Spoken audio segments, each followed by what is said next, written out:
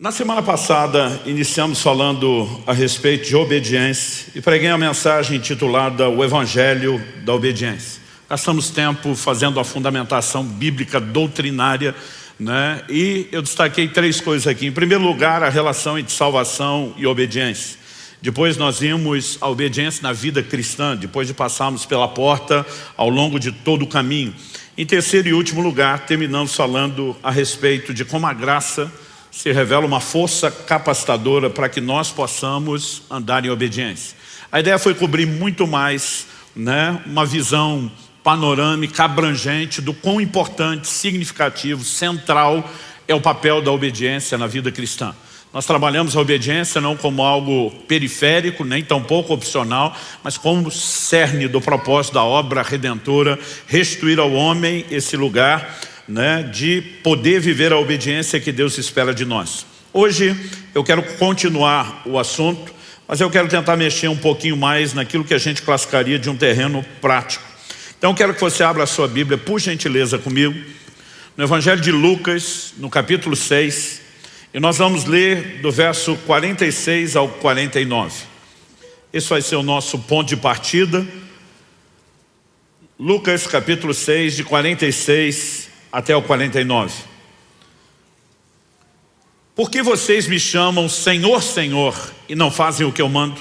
Eu vou mostrar a vocês a quem é semelhante todo aquele que vem a mim, ouve as minhas palavras e as pratica. Esse é semelhante a um homem que, ao construir uma casa, cavou, abriu profunda vala e lançou o alicerce sobre a rocha. Quando veio enchente, as águas bateram contra aquela casa e não a puderam abalar, por ter sido bem construída. Mas o que ouve e não pratica é semelhante a um homem que construiu uma casa sobre a terra, sem alicerces. E quando as águas bateram contra ela, logo desabou. E aconteceu que foi grande a ruína daquela casa. Meu Deus, suplicamos graça, favor, a liderança do Teu Espírito Santo na condução, na exposição, na aplicação das verdades da Tua Palavra. E nós oramos que o Senhor possa trazer de fato entendimento espiritual, iluminar os olhos do nosso coração, do nosso íntimo. E nós clamamos que a Tua Palavra, ó Deus, não apenas traga a informação, mas ela venha fazendo aquilo que faz muito bem. Ela é como espada afiada de dois gumes. Ela penetra ao ponto de dividir alma e espírito, juntas e medulas, e é apta para discernir os intentos do coração. Nós oramos que possamos enxergar não apenas aquilo que o Senhor propõe, mas nós oramos que ela traga à tona também aquilo que está dentro de nós, aquelas áreas que necessitam de ajuste, de sujeição ao Senhor, que precisam ser calibradas hoje na presença do Senhor. Nós nos sujeitamos à ação do Teu Espírito Santo, o Espírito da verdade, e oramos que a Tua Palavra cumpra o propósito pelo qual o Senhor a tem liberado, em nome de Jesus e para a glória de Deus. Amém. Bom, tanto no Evangelho de Lucas como no Evangelho de Mateus, essa alegoria, essa parábola que Jesus apresenta dos dois tipos de casa, ela vem quando ele arremata o chamado Sermão do Monte. Então ele vai dizer que não adianta ouvir tudo aquilo que ele falou e não colocar em prática. Ou seja, o propósito pelo qual Deus tem nos dado a sua palavra é porque ele espera basicamente, para simplificar, ele espera de nós uma única coisa: obediência. Mas Lucas registra um detalhe interessante. É o questionamento de Jesus no verso 46. Por que é que vocês me chamam Senhor se não fazem aquilo que eu mando? Nós afirmamos aqui na semana passada que a salvação depende do reconhecimento do senhorio de Cristo. Paulo diz em Romanos, no capítulo 10, nos versículos 9 e 10, se no teu coração creres que Deus ressuscitou a Jesus dentre os mortos e com a tua boca confessares a Jesus como Senhor, será salvo. Porque com o coração se crê para a justiça, com a boca se faz confissão a respeito da salvação.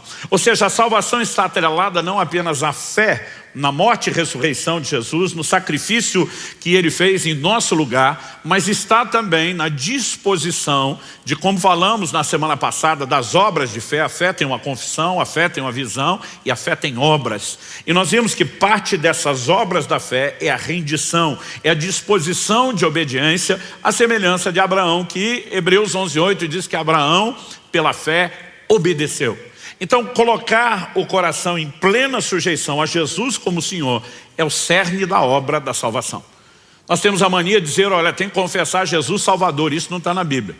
É lógico que Ele é Salvador. A Bíblia diz, se nós cremos e confessarmos Ele Senhor, seremos salvos. Se somos salvos é porque Ele salva. Mas Salvador nunca foi o objeto da confissão. O objeto da confissão é Senhor, é o seu senhorio.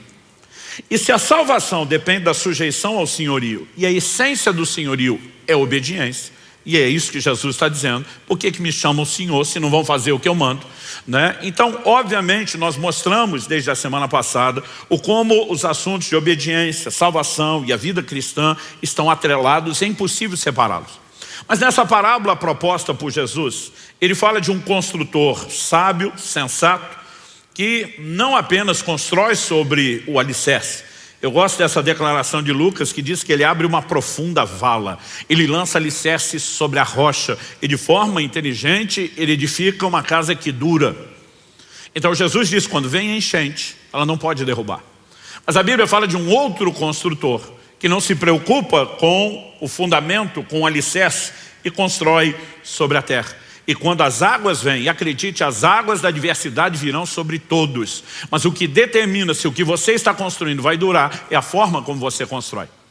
E nós precisamos entender que uma vida cristã que não é fundamentada na obediência, ela tem prazo de validade e essa casa em algum momento vai cair. Então Jesus está dizendo, não se iluda. Ou você me leva a sério, obedecendo o que eu estou propondo, ou você está enganando a você mesmo, e é só uma questão de tempo, a casa vai cair. O chamado que nós recebemos à obediência é um chamado a uma obediência plena, completa. E o título da minha mensagem hoje é Obediência Total. E quero usar essa expressão, obediência total, porque muitas vezes nós relativizamos a obediência. E essa é uma forma como acabamos nos enganando. Porque obedecemos numa área, acreditamos que desobedecer na outra se compensa, porque muitas vezes temos uma aparência de obediência, achamos que está tudo bem. E eu quero te mostrar algumas verdades bíblicas. A primeira delas é que obediência aparente é desobediência. A segunda coisa é que obediência parcial é desobediência, não pode ser vista como obediência. Mas em terceiro e último lugar, nós vamos mexer com aqueles que já cresceram um pouquinho e assumiram o compromisso, que é um outro perigo. É quando deixamos a desobediência, entendemos a obediência, mas podemos migrar para uma coisa perigosa que eu vou chamar de o orgulho da obediência, que é algo, como veremos, contraditório em si mesmo. Em primeiro lugar, vamos falar da obediência aparente. No Evangelho de Mateus, no capítulo 21, o Senhor Jesus nos apresenta uma parábola acerca de 2 filhos. Dos versos 28 a 32, nós lemos o seguinte: o que vocês acham? Um homem tinha 2 filhos. Chegando seu primeiro, disse, filho, vá hoje trabalhar na vinha. Ele respondeu, não quero ir. Mas depois, arrependido foi. Dirigindo-se ao outro filho, o pai disse a mesma coisa. Ele respondeu, sim, senhor, mas não foi. Qual dos 2 fez a vontade do pai? Eles responderam, o primeiro. Quando Jesus propõe a parábola, ele está falando de algo que todo mundo entendia. Os filhos cresciam trabalhando, servindo, não apenas em tarefas domésticas. O sustento era tirado da terra, Tão logo tinham força, disposição, em níveis diferentes, já estavam envolvidos nessas responsabilidades. Então Jesus está falando de algo que todo mundo sabe. Agora o pai fala para um filho, vá trabalhar. E ele enfrenta o pai, a atitude inicial de rebeldia. Não quero, não vou. Mas depois o coração arrepende e ele vai. Então aparentemente o primeiro é o rebelde. O segundo não, aparentemente é obediente. Sim, senhor. Mas o segundo não foi. E aí Jesus diz, quem fez a vontade? A turma responde, o primeiro. E aí Jesus diz, pois é, obediência não é a resposta inicial, não é a encenação do seu comportamento, é o que no final das contas você fará com a ordem que foi dada. Mas por que é que Jesus está dando essa ilustração? Então ele continua e diz assim, então Jesus disse, em verdade lhes digo que os publicanos e as prostitutas estão entrando no reino de Deus primeiro que vocês. Porque João veio até vocês no caminho da justiça e vocês não acreditaram nele. No entanto, os publicanos e as prostitutas acreditaram. Vocês, porém, mesmo vendo isso, não se arrependeram depois para acreditar nele. Então Jesus basicamente está dizendo o seguinte, da mesma forma, vocês olham para os publicanos e as prostitutas, eram os piores rótulos de pecadores e mesmo de um comportamento reprovável diante da sociedade da época. Ele diz, eles vão entrar primeiro do que vocês no reino. Por quê? Eles são aqueles quando a mensagem de Deus chega, eles dizem, não quero. Não quero obedecer, não quero submeter, quero fazer minha vontade, quero pecar, quero aproveitar, não quero. Mas em algum momento, quando existe arrependimento e sujeição, eles acabam fazendo o que Deus esperava. Embora o comportamento inicial fosse de rebeldia, a obediência encontrou lugar e espaço na vida deles. Vocês não. Os religiosos estão o tempo todo diante da palavra dizendo sim, Senhor, mas não faz aquilo que está sendo mandado. Então vocês não têm aparência de rebeldia, vocês têm aparência de obediência, mas a vida de vocês não expressa obediência. No final das contas, vocês jogam o jogo de encenar obediência, mas encenam uma obediência que não é praticada. E acredito que esse é o problema de todo aquele que é ouvinte da palavra. Porque Jesus está falando daquele que ouve as suas palavras e decide praticar ou não. Nós não estamos falando de um nível de rebeldia, aquela pessoa que diz para Deus, não quero nem te ouvir. Está falando de alguém que chega ao ponto de ter uma certa aparência de piedade e dizer, vamos lá ouvir o que Deus tem. Só que não faz nada a respeito disso. Aliás, em Tiago, no capítulo 1, no verso 22, a Bíblia classifica esse tipo de gente como alguém que engana-se a si mesmo. Primeiro, ele não engana a Deus, que Deus está vendo todas as coisas. Ele pode até enganar algumas pessoas, mas a Bíblia mostra que no final das contas ele está se enganando. Tiago capítulo 1, vou ler de 22 a 25, diz assim, sejam praticantes da palavra e não somente ouvintes, enganando a vocês mesmos. Porque se alguém ouvinte da palavra e não é praticante, assemelha-se àquele que contempla o seu rosto natural no espelho, pois contempla a si mesmo, se retira e logo esquece como era a sua aparência. Mas aquele que atenta bem para a lei perfeita, a lei da liberdade, eu amo essa expressão, né? Eu de vez em quando tenho que lidar com os crentes que quando você está cobrando obediência, posicionamento, compromisso, você diz, seu evangelho é pesado. Eu normalmente digo, pesado para você que não quer compromisso. Porque não é o que 1 João 5,3 diz. A Bíblia diz que os seus mandamentos não são pesados. Aliás, nós falamos semana passada de uma capacitação para a obediência. Essa lei é chamada de lei da liberdade. Porque liberdade não é aquilo que você quer para fazer o que gostaria e quebrar sua cara. Liberdade é entrar no lugar em Deus, onde você preserva o relacionamento com Ele, onde você vive as bênçãos que são resultantes da obediência empoderada por Ele e ainda assim não apenas vive a alegria circunstancial do resultado, mas a essência do cumprimento do propósito. A lei não foi dada da parte de Deus para nos prender, foi dada para preservar aquilo que o diabo deseja roubar de nós através da desobediência. Que isso fique claro, mas vamos voltar aqui. Mas aquele que atenta para a lei perfeita, a lei da liberdade, e nela persevera, não sendo ouvinte que logo se esquece, mas operoso praticante, esse será bem-aventurado no que realizar.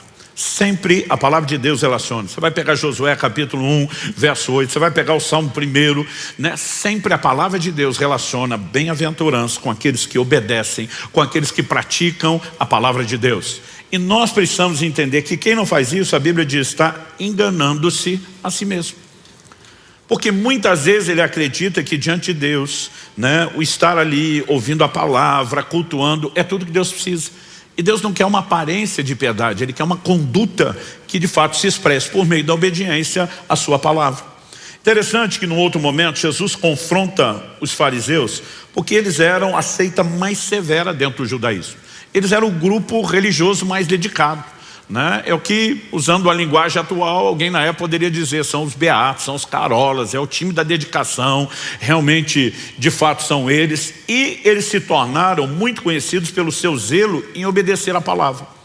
Mas ao longo do tempo eles usaram aquele próprio zelo e dedicação para criar desculpas para não obedecer a palavra. Olha o que Jesus diz no Evangelho de Marcos, no capítulo 7, do verso 5 até o 13.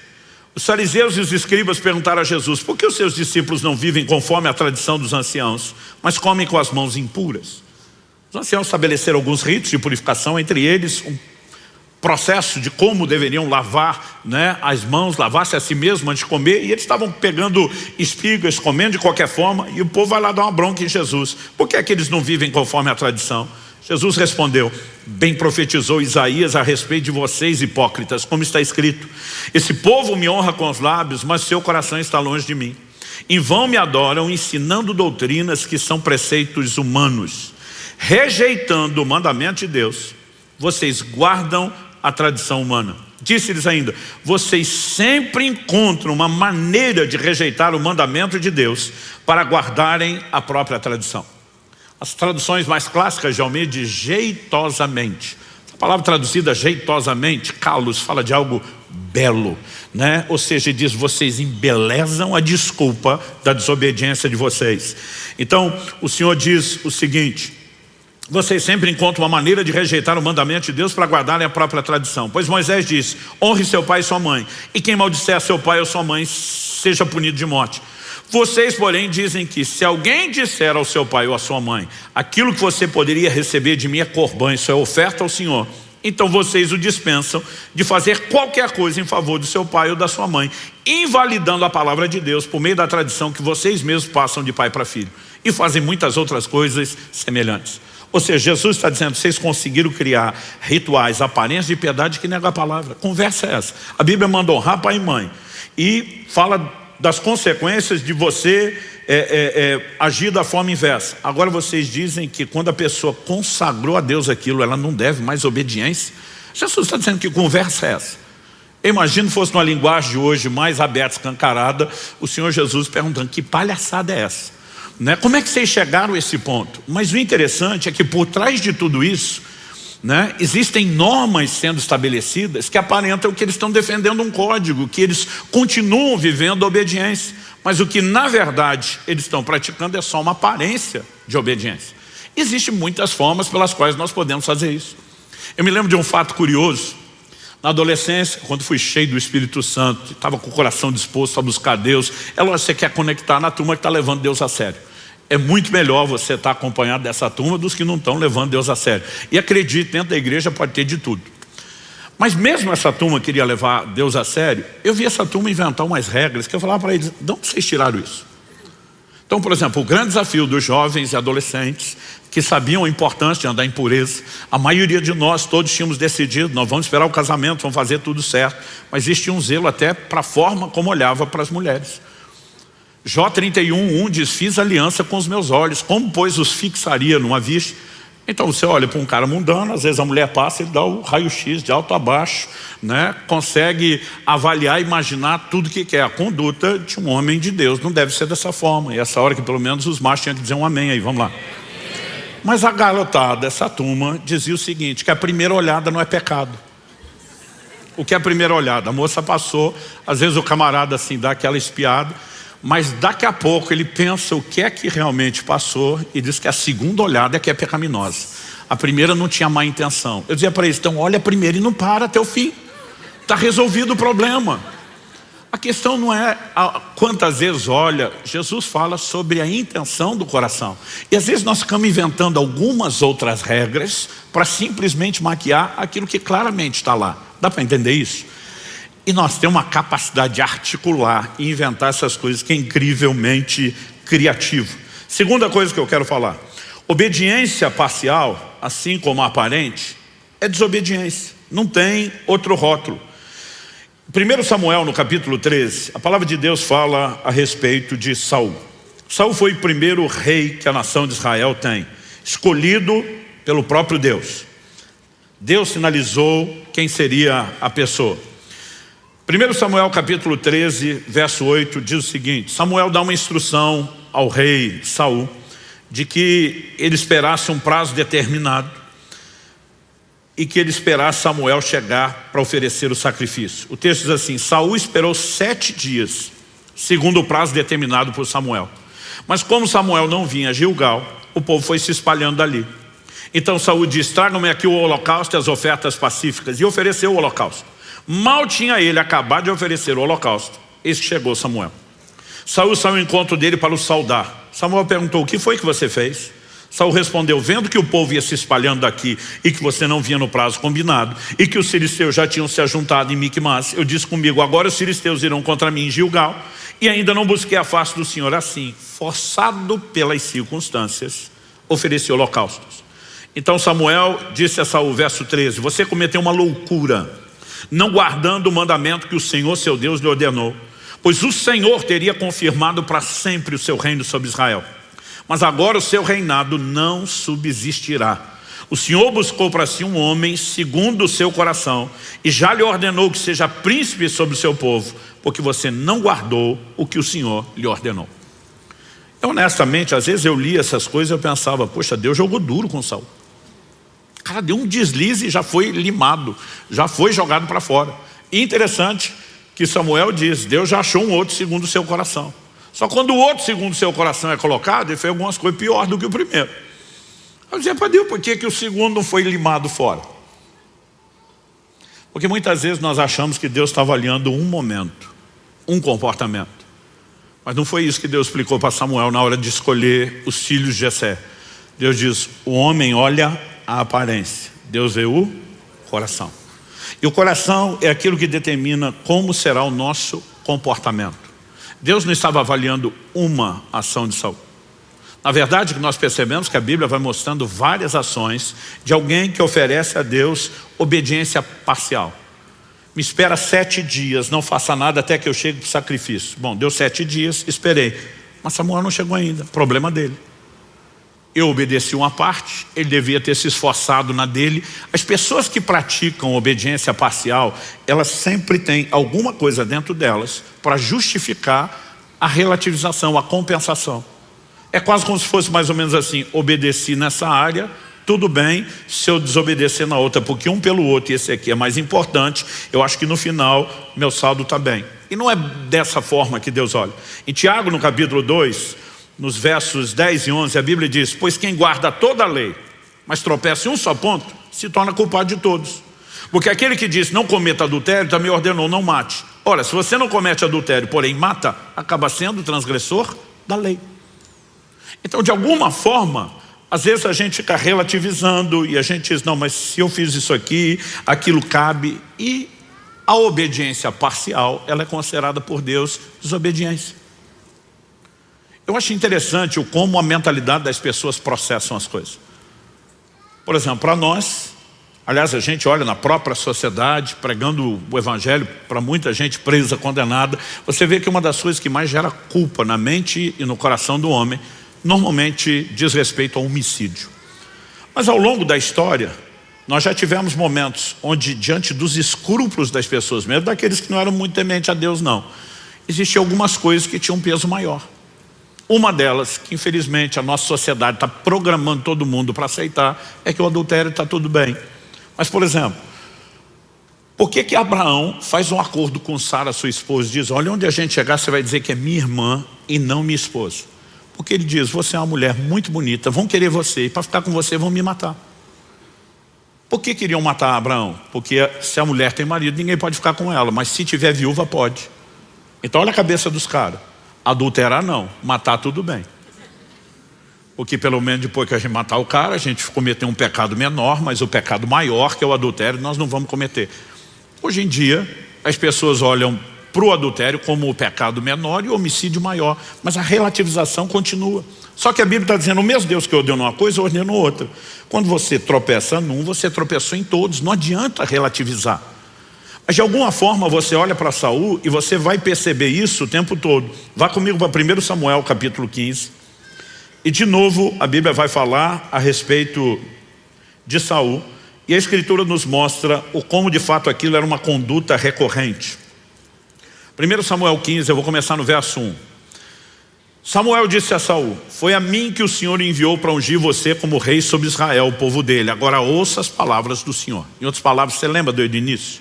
Que Deus me usou para levantar você, escolher você, que tudo que eu falei da parte de Deus tem acontecido, se mostrou fiel. Então, presta atenção. Ele diz o seguinte, verso 2. Assim diz o Senhor dos Exércitos, castigarei Amaleque pelo que fez a Israel, colocando-se no caminho de Israel quando ele saía do exército, do Egito. Está lá em Êxodo no capítulo 17. Portanto, vá e ataque os amalequitas, destruindo totalmente aquilo que eles tiverem. Não poupe ninguém. Mate homens, mulheres, meninos e crianças de peito, bois, ovelhas, camelos e jumentos. Aqui nós chegamos a uma medida extrema de juízo, o que normalmente não acontece de imediato. Se você lembrar de Gênesis 15, Deus diz para Abraão, olha, a sua descendência vai ser peregrina em terra alheia durante 400 anos. Eles serão reduzidos à escravidão. Antes que eu os tire, Deus não usa o nome Egito, mas está falando de lá. Antes que eu os tire e os traga de volta a Canaã, que eu te prometi. Por que Deus está dizendo que precisaria tanto tempo deles fora antes de trazê-los? O Senhor diz assim, porque a medida da ira dos cananeus não encheu. Eles são rebeldes, são desobedientes, eu vou julgá-los. Mas Deus está dizendo, a minha longanimidade não esgotou. Então eu ainda vou dar mais 400 anos de misericórdia para que se arrependam. Como eu, Deus presciente, sei que não vão arrepender. No final disso, o juízo vem e vem com tudo.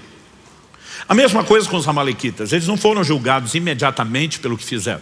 Aliás, Tiago escreve e diz que a misericórdia triunfa do juízo. Antes de oferecer juízo, Deus sempre oferece misericórdia. O problema é que as pessoas confundem a longanimidade, a paciência de Deus, com impunidade. Então o cara olha, não viu muita consequência e pensa, deu nada não. E não se arrepende, endurece o coração. E há um momento onde Deus simplesmente diz, basta. Você vai ver isso no Apocalipse, ele falando com a mulher que ele denomina de Jezabel. Dei-lhe tempo para que se arrependesse, mas ela não quer se arrepender. Ou seja, toda oportunidade, arrependimento, conserto e volta à obediência, não houve juízo. E quando chega a esse momento extremo, Deus diz, agora vocês vão exterminá-los. Em outras palavras, era literalmente acabar com a sua raça. Uma palavra dura, porém determinada por Deus. O verso 4 de Saul convocou o povo. A partir do verso 7 nós lemos, então Saul derrotou os amalequitas desde Avilá até chegar a Sur, que está diante do Egito. Tomou vivo Agag, rei dos amalequitas, porém destruiu todo o povo ao fio da espada. Mas Saul e o povo pouparam Agag, o melhor das ovelhas e dos bois, os animais gordos, os cordeiros e tudo mais que era bom. A isso não quiseram destruir totalmente, porém toda coisa sem valor e desprezível destruíram. Então a palavra do Senhor, verso 10, veio a Samuel dizendo, lamento haver constituído Saul como rei, porque deixou de me seguir e não executou as minhas palavras. Então Samuel ficou triste e clamou ao Senhor durante toda a noite. Samuel madrugou para encontrar Saul pela manhã, mas anunciaram a Samuel, Saul já chegou ao Carmelo. Eis que levantou para si um monumento, depois dando a volta passou, desceu a Gilgal. Samuel encontrou Saul e este lhe disse, que você seja bendito do Senhor. Executei as palavras do Senhor. Cara de pau. Mas Samuel perguntou, então que balido de ovelhas é esse nos meus ouvidos e o mugir de bois que estou escutando? Saul respondeu, trouxeram isso dos amalequitas, porque o povo guardou o melhor das ovelhas e dos bois para o sacrificar ao Senhor seu Deus. O resto nós destruímos totalmente. Então Samuel disse a Saul, espere, vou declarar a você o que o Senhor me disse essa noite. Saul respondeu, fale. Samuel continuou, não é verdade que mesmo sendo pequeno aos seus próprios olhos, você foi colocado por cabeça das tribos de Israel? O Senhor o ungiu como rei de Israel. O Senhor o enviou esse caminho e disse, vá e destrua totalmente esses pecadores, os amalequitas, e lute contra eles até exterminá-los. Por que então você não deu ouvidos à voz do Senhor, mas se lançou sobre o despojo e fez o que era mal aos olhos do Senhor? Então Saul disse a Samuel, pelo contrário, dei ouvidos à voz do Senhor e segui o caminho pelo qual o Senhor me enviou. Eu trouxe Agag, o rei de Amaleque, e destruí totalmente os amalequitas. Mas o povo pegou o despojo das ovelhas, dos bois, o melhor do que estava destinado à destruição, para oferecer ao Senhor, seu Deus, em Gilgal. Interessante essa expressão que aparece aqui, destinada à destruição, é a palavra hebraica Sherem. É a mesma usada quando Deus diz para Josué, quando vocês conquistarem Jericó, ninguém pegue nada, o ouro, o tesouro, a prata são consagrados a Deus. O resto, Xerém. A palavra Xerém significa consagrado à destruição. Então muitas vezes é traduzido como condenado. É uma expressão difícil, mas é uma consagração que se faz a Deus, porém a destruição. E Deus tinha determinado que os amalequitas eram o quê? Xerém. Não tinha que pegar despojo. Não era para desfilar com Acabe vivo, para tentar mostrar. Era uma parte da cultura, humilhar o rei que foi conquistado. Então Saul precisava daquilo, mas ele desobedece a Deus em todos esses detalhes. Mas o pior é que o cara de pau fica dizendo, não, eu fiz o que Deus pediu.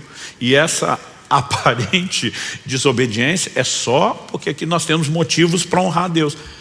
Mas o que é honrar? Era pegar um animal bom e sacrificar e matar. Se matasse antes, não era a mesma coisa?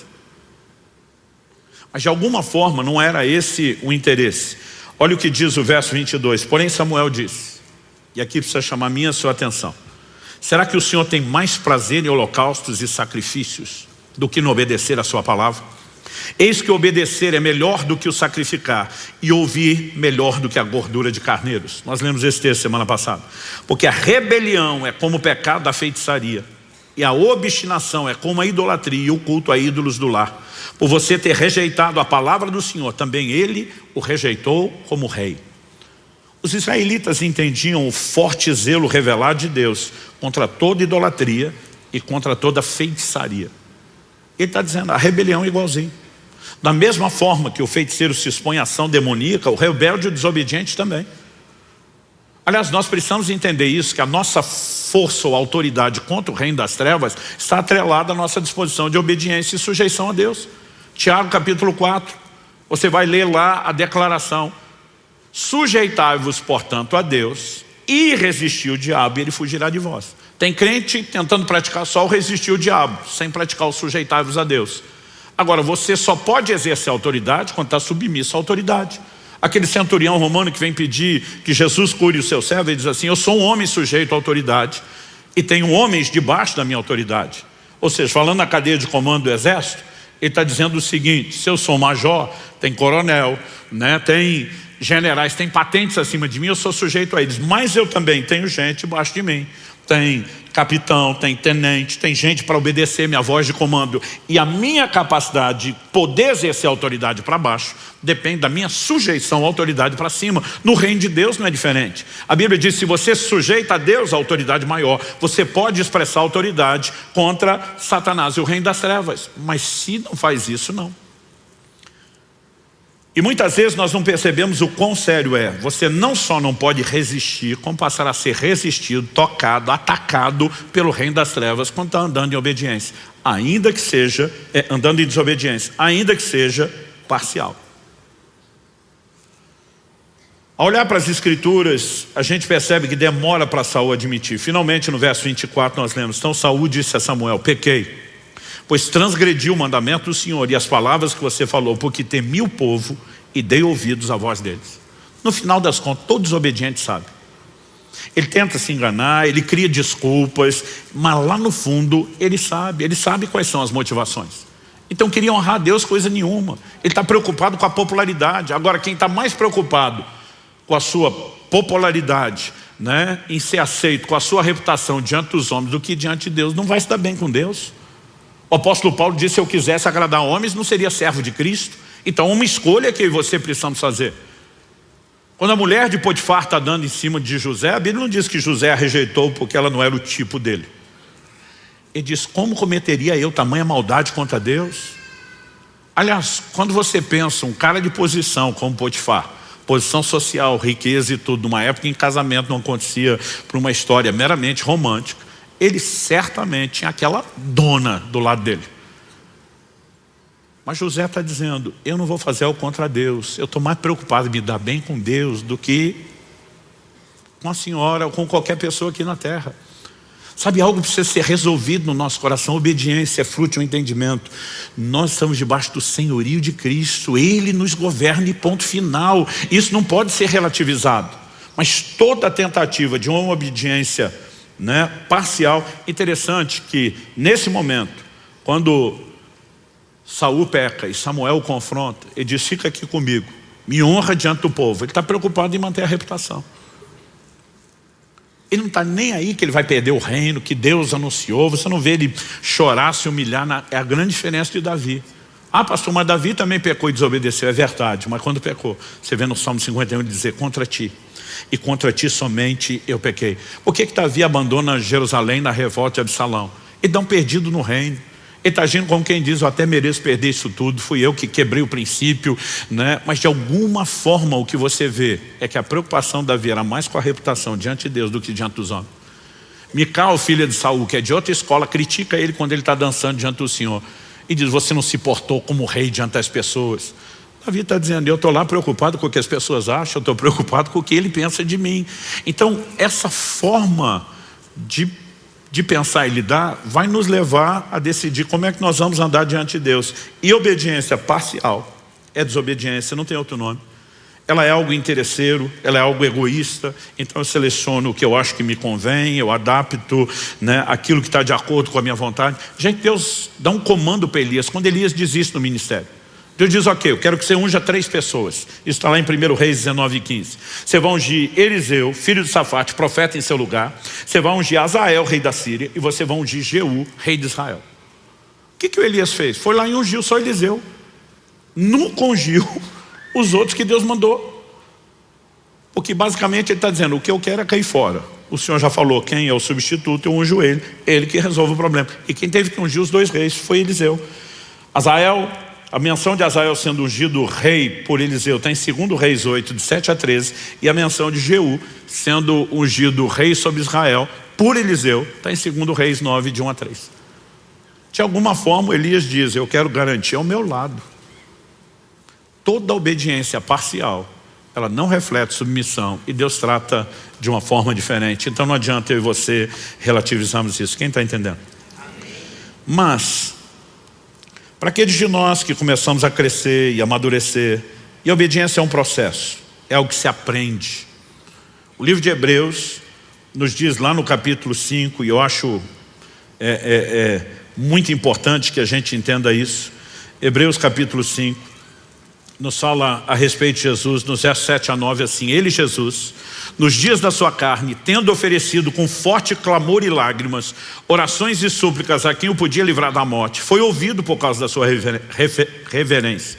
Embora fosse filho, aprendeu a obediência pelas coisas que sofreu. Repita comigo, aprendeu a obediência. Não, com mais ânimo e vontade, vamos lá, aprendeu a obediência.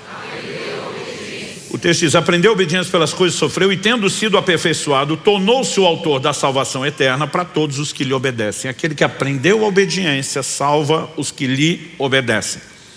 Essa frase aprendeu a obediência, ela deu nó na minha cabeça muitas vezes. E peraí, a Bíblia diz que Jesus nunca pecou.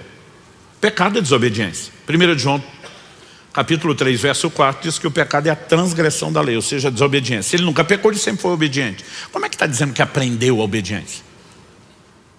Nós precisamos entender que a obediência, ela poderia ser classificada em níveis distintos de maturidade. Aqui o texto não está dizendo que ele não sabia nada, ele está dizendo que ele está enfrentando uma situação que vai gerar conflito de vontades. Coração de Jesus no Getsemane. Se possível, passe de mim esse cálice. No entanto, eu não estou aqui para defender a minha vontade, seja feita a sua, não a minha. Há um conflito de vontade acontecendo para esse nível que ele não chegou antes. Paulo em Filipenses 2 vai falar de Jesus assim, foi obediente até a morte e morte de cruz. Ele vai falar do mais alto nível da obediência, a plena rendição. Eu me anulo por completo, eu morro, eu me entrego, eu não vou defender a minha vontade. Então, à medida que nós seguimos na vida cristã, nós vamos sendo trabalhados por Deus, amadurecendo e vamos aprendendo estágios de obediência. Aprendemos verdades como a que ensinamos semana passada. A obediência não depende de esforço humano, ela depende de uma decisão humana, mas de uma cooperação com a capacitação divina. E à medida que vamos compreendendo não só o que tem que ser obedecido, mas a seriedade disso, os recursos de Deus, é lógico que a obediência ela se torna cada vez mais presente na nossa vida. As quedas vão tendo intervalos maiores, os tropeços vão sendo menos frequentes, porque o processo de transformação e santificação é progressivo. Mas mesmo para aqueles de nós que crescemos, a ponto de dizer, olha, dá para dizer que aqui tem obediência. Nós corremos um perigo, que é agora sair de um extremo, de um lado da vala para o outro. E é o que eu vou chamar de o orgulho da obediência. Em Atos no capítulo 10, eu quero ler dos versos 9 a 16, a Bíblia diz assim, no dia seguinte, enquanto eles viajavam e já estavam perto da cidade de Jope, Pedro subiu ao terraço por volta do meio-dia a fim de orar. Estando com fome, quis comer. Mas enquanto lhe preparavam a comida, sobreveio-lhe um êxtase. Viu o céu aberto e um objeto como se fosse um grande lençol que descia do céu e era baixado à terra pelas 4 pontas, contendo todo tipo de quadrúpedes, répteis da terra e aves do céu. E ouviu-se uma voz que se dirigia a ele, levante-se Pedro, mate e coma. Mas Pedro respondeu, de modo nenhum, Senhor, porque nunca comi nada que fosse impuro ou imundo. Pela segunda vez a voz lhe falou, não considere impuro aquilo que Deus purificou. Isso aconteceu 3 vezes. E em seguida, aquele objeto foi levado de volta para o céu. O apóstolo Pedro está chegando em Jope, está com fome, a turma resolve preparar, a comida, o almoço, mas a Bíblia diz que ele sobe ao terraço. Por volta do meio-dia, o sol comendo solto, mas ele diz, vamos orar, vamos buscar Deus. Quando ele está no momento de oração, ele tem um êxtase. Alguns acreditam que esse é um arrebatamento de sentidos, Ele simplesmente desliga do natural e ele entra numa percepção do mundo espiritual. Um lençol vem sendo baixado do céu, segurado pelas 4 pontas, e quando o lençol é baixado, que ele percebe que ali tem todo tipo de animais, todos. Aliás, a Bíblia é bem detalhada nisso, quando diz, contendo todo tipo de quadrúpedes, répteis da terra, aves do céu. E ele ouve uma voz, bem sugestiva, para quem foi orar enquanto está com fome e estão preparando o almoço. Levanta, mata e come. Pedro está em oração, ele sabe que é experiência espiritual, ele sabe que aquilo desce do céu e ele sabe que é Deus falando. Porque ele responde, de modo nenhum, Senhor. Deus está dando um comando, levanta, mata e come. De jeito nenhum, Senhor. Nem o Senhor vai me fazer desobedecer. Por quê? Pedro, como judeu, cresceu entendendo determinações, como lá do livro de Levítico, tem um capítulo inteiro falando, enorme por sinal, falando a respeito dos animais que eram puros e os impuros. Nós falamos semana passada sobre mudança de lei. Nós temos texto no Novo Testamento dizendo que Jesus declarou puros todos os alimentos. Essa distinção não haveria mais. Mas o propósito aqui da visão não era detalhar o que é que está acontecendo. E Pedro, antes não podia, agora pode. É o próprio Deus dizendo, come, de jeito nenhum, Senhor. Eu tenho um histórico de obediência e não é o Senhor que vai manchar o meu currículo. Ele está tão orgulhoso da obediência que a vida inteira lhe prestou, que agora ele está cego para continuar obedecendo. Dá para perceber? E sabe, eu costumo dizer que esse tipo de comportamento, ele acaba se tornando profundamente perigoso. Jesus falou a respeito disso em Lucas, no capítulo 18, de 9 a 14. Normalmente, a gente olha para os fariseus como se fosse só um bando de hipócritas. Eles não começaram como hipócritas. Eles começaram como um movimento zeloso de respeitar, obedecer a palavra, levar Deus a sério e se perderam no processo. Lucas capítulo 18, de 9 a 14. Jesus também contou essa parábola para alguns que confiavam em si mesmos, por se considerarem justos e desprezavam os outros. Então a parábola tem destino certo. Quem confia em si, se acha justo e ainda se compara a ponto de desprezar os outros, olhando com desdém, dizendo eu sou melhor do que você. Ele diz, 2 homens foram ao templo para orar. Um era fariseu, era o mais alto nível de um cara religioso. O outro era publicano, era o pior rótulo de pecador. O fariseu ficou em pé e orava de si para si mesmo. Eu amo essa definição de Jesus. Orava de si para si, porque com esse coração não está falando com Deus e Deus não está ouvindo essa oração. Orava de si para si mesmo dessa forma, ó Deus, graças te dou, porque não sou como os demais homens, roubadores, injustos, adúlteros, nem ainda como esse publicano. Jejuo 2 vezes por semana, dou o dízimo de tudo que ganho. Em outras palavras, eu sou o cara. Eu fico tentando imaginar o que é o publicano do lado dele, tendo que ouvir uma oração dessa. Senhor, eu te louvo que eu sou muito melhor que esse miserável do meu lado. Alguns de nós publicanos pensaria, publicano por publicano, pecador por pecador, já dava um couro no camarada do lado, dentro da casa de Deus. A Bíblia diz assim, o publicano estando em pé longe, nem mesmo ousava levantar os olhos para o céu, mas batia no peito dizendo, ó Deus, tem pena de mim. Outra tradução diz, misericórdia de mim que sou pecador. Digo a vocês que este desceu justificado para sua casa e não aquele. Porque todo o que se exalta será humilhado, mas o que se humilha será exaltado. Que esse texto seja devidamente entendido. Deus não está punindo o obediente para recompensar o desobediente. O assunto agora é humildade ou orgulho. E isso é o que está sendo abordado. Só que a Bíblia diz claramente que Deus resiste ao soberbo. Se tem algo que vai envenenar o relacionamento de qualquer pessoa com Deus, é o orgulho. E esse cara tem o orgulho da obediência. O senhor sabe que eu jejuo 2 vezes por semana, eu dou o dízimo de tudo, eu sou o cara. E quando você entra nesse modo de fazer o que deve, mas se gloriar por isso, você está desfazendo aquilo que fez. Porque a mesma Bíblia que mandou você fazer aquelas coisas, manda que você não se orgulhe. E quando você tropeça num ponto, você tropeçou em todos os outros. É como se não tivesse feito nada daquilo do qual você se orgulha. Aliás, o orgulho da obediência é contraditório. Porque não se trata de mérito. Nós falamos semana passada que a única forma de viver plena obediência é pela capacitação da graça. Então no final, se eu e você obedecemos, tem que haver em nossos corações uma atitude de quem reconhece.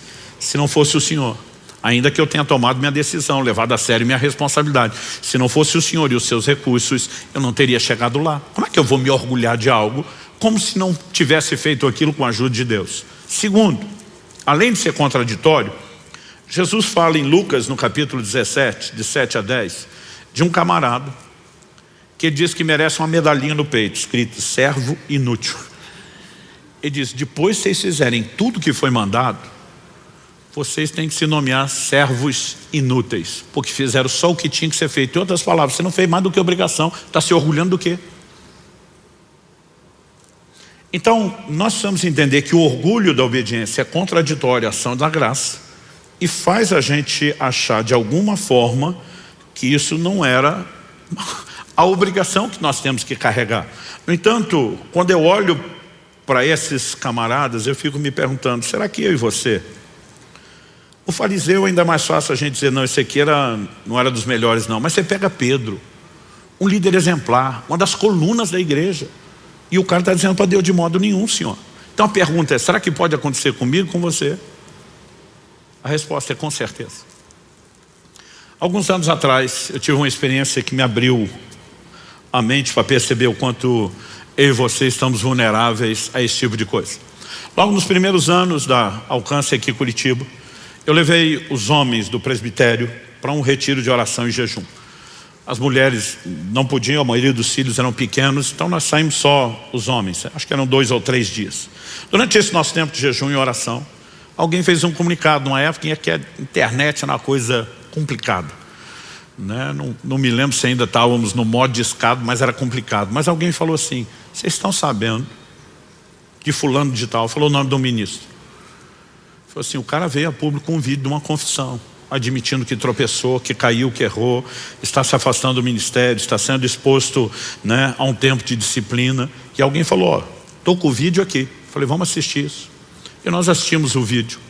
E quando terminamos de assistir o vídeo, eu falei para eles, escreva o que eu vou falar. A maioria de quem está perto de mim o suficiente sabe que se eu falar escreva, o negócio é muito sério e dificilmente não acontece, né? Porque eu só falo isso quando estou debaixo de muita convicção. Falei, escreva o que vai acontecer. E não estava falando por revelação de Deus não, era dedução. Eu falei, ele fez essa confissão com o líder do lado. O líder não está dando só apoio ao processo. Eu conheço o líder dele. O líder dele é jogo duro. E ele engoliu esse negócio a seco, porque não tinha muita opção. Mas ele não vai aguentar o processo. Só quando ele não aguentar, ele é o queridinho, ele é o popular, não o líder dele, conhecido por ser austero e duro. Então a hora que ele espanar, mesmo não cumprindo o processo, ele vai ser acolhido por outros líderes fora do ministério dele, que vão dar um tratamento bem mais suave a tudo que aconteceu. E infelizmente vão tratar coisa como prazo de validade. Então eu acho que pelo que aconteceu, eles vão achar que 1 ano é pouco. Com 1 ano e meio, esse cara volta para o ministério como se o tempo resolvesse as coisas. Eu falei, infelizmente ele vai ter um grande apoio para voltar, mesmo não cumprindo tudo isso ao qual ele está se comprometendo. E como eu queria ter errado, mas não errei. Tudo que eu falei se cumpriu. 1 ano e meio depois, estou chegando numa outra cidade para participar de um evento. Vários dos nossos pastores, não só da Alcance Curitiba, os outros foram conosco para receber de Deus lá. E quando cheguei na cidade eu vi, não falei com ninguém, não comentei com ninguém, mas vi um outdoor anunciando um evento de restauração e celebração da volta daquele irmão ao ministério. Quando vi aquilo dentro de mim, fiz as contas, falei exatamente 1 ano depois, 1 ano e meio depois, tudo aconteceu como queria e a gente segue banalizando coisas que deveriam ter um pouquinho mais de consideração e ser tratado de forma mais importante. Mas não falei para ninguém, só pensei. E fui dormir, chateado com o que eu vi, mas fui dormir. Dia seguinte, quando acordei, o evento estava acontecendo num hotel. Então, eu lembro que eu estou passando pela área do café da manhã para me dirigir ao auditório. E o Ney, pastor da Alcance nosso em Irati, que eu brinco que ele é uma máquina de sonho profético. O Ney me veio e falou assim, amigão, antes de você entrar lá, preciso te contar um sonho que eu tive com você essa noite. Quando ele falou isso, falei, daqueles bem coloridos. Ele falou, daqueles bem coloridos. Já puxei uma cadeira, sentei e falei, vem cá, fala já. Ele olha para mim sem saber de nada. Ele nunca teve na reunião de 1 ano e meio antes, que era só os pastores de Curitiba. Eu nunca mais falei isso com ninguém. Não falei o que eu pensei no dia anterior. Mas ele olha para mim e diz, tive um sonho com você e fulano. E fala o nome do ministro. Quando ele falou o nome do cara, eu pensei, Deus ouviu. Eu falei para ninguém, mas Deus ouviu. Aí diz, vocês estavam numa sala, não era uma sala de uma casa, de uma igreja, não sei definir, um ambiente um pouco mais amplo.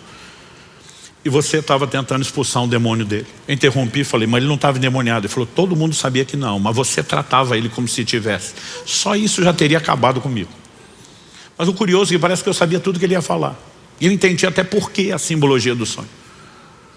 Aí ele falou, você está lá tentando expulsar o demônio e entra uma outra pessoa na sala. Quando essa pessoa entra, ele falou, ele não se identificou como tal. Mas pela minha experiência, pelo porte, pela glória, o semblante, eu te afirmaria que era um anjo de Deus.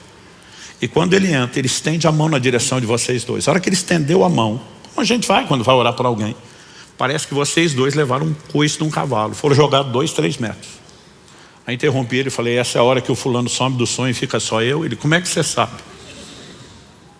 Eu falei, não só fica só eu levanto do chão do jeito que eu caí, e a roupa está desarrumada, está suja, talvez até rasgada. Ele, como é que você sabe? Roupas da Bíblia falam da condição de alguém diante de Deus. Roupa suja, rasgada, meu amigo, é pecado, não tem outra coisa. E nessa hora eu pensei, o canhão virou para o meu lado. Ele disse que aquela pessoa que entrou na sala vira e comenta com ele, apontando para mim, e diz assim, ele é um homem de grande integridade. Mas quando faz da integridade dele um escudo de justiça própria, ele é tão pecador quanto qualquer outro. E eu não sabia onde enfiar a cara de vergonha.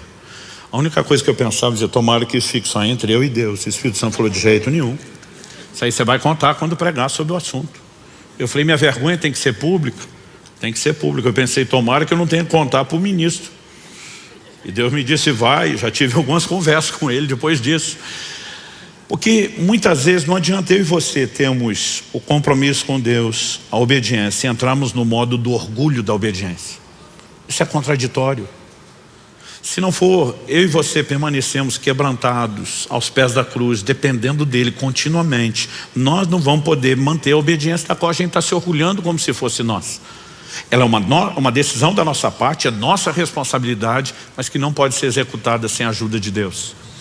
E de alguma forma aquela lição para mim foi muito clara, começou a abrir meus olhos para perceber na Bíblia, ou como muitas vezes nós podemos entrar nesse lugar que acaba por si nos cegando e anulando tudo aquilo que nós estamos construindo. Então a obediência é inquestionavelmente importante, ela é o cerne do propósito de Deus para o homem. Nós vimos isso na perspectiva doutrinária, mas agora falando de conduta, que você possamos entender que a aparência de obediência não é obediência, é desobediência, que obediência parcial é desobediência, mas que mesmo que a gente leve Deus a sério, não existe no final das contas motivo de orgulho se eu e você entendemos o lugar correto, que é onde devemos permanecer em plena dependência do Senhor. Aliás, eu e você precisamos entender que a obediência expressa, além de respeito, amor ao Senhor.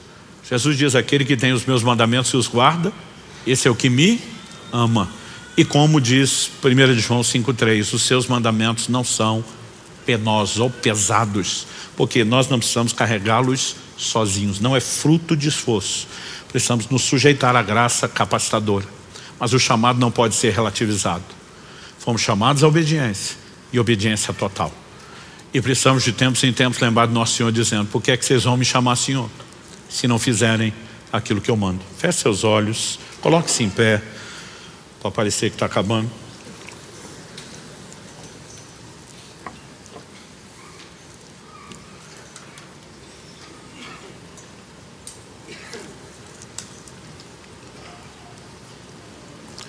Meu Deus, nós reconhecemos que se o Senhor não vivificar a Tua palavra dentro de nós, sairemos apenas com um pouco mais de informação, com material para pensar, sem contar o risco daqueles de nós que sequer vamos dar continuidade em pensar naquilo que o Senhor falou. É por isso que clamamos uma vez mais a ação do Teu Espírito Santo. Ajuda-nos, ó Deus, a entender na nossa vida quais aspectos merecem a devida atenção. Talvez haja entre nós aqueles que estão praticando obediência aparente, sem enxergar com clareza que isso é desobediência. Talvez haja aqueles que optaram pela obediência parcial, estão enganando-se a si mesmos sem perceber que isso é desobediência. Talvez haja aqueles que reuniram as duas coisas. Mas também, ó Deus, certamente há aqueles que estão aprendendo a obediência, a semelhança de Jesus. Já avançaram além dos primeiros níveis, mas de alguma forma passaram a acreditar que são os únicos responsáveis por isso. e começaram a dar lugar ao orgulho, em vez de se permanecer naquele lugar de dependência do Senhor. Isso estanca o fluxo dos seus recursos, impede-nos de continuar a dar a obediência que demos antes com a tua ajuda e nos coloca num lugar de reprovação. Pai, sabemos que há muito a aprender, há muito a crescer, há níveis de obediência que ainda não alcançamos. Diferente de Jesus, que chegou até o último nível, nós não chegamos lá. E nós suplicamos graça do alto, ajuda e favor, não só aqui e agora. Nós oramos que aquilo que o Senhor começou não termine no final dessa reunião. E não falamos apenas de lembrar o que foi dito, nós oramos pela capacidade de seguir, se sujeitando ao Senhor, se expondo à ação do Senhor e da sua graça.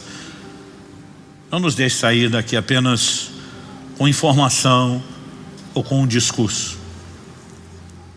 Que a tua palavra, ela realmente entre fundo em cada um de nós, que ela possa discernir os intentos do coração, expor aquilo que precisa ser ajustado na nossa vida, porque nós queremos seguir correspondendo com o Senhor.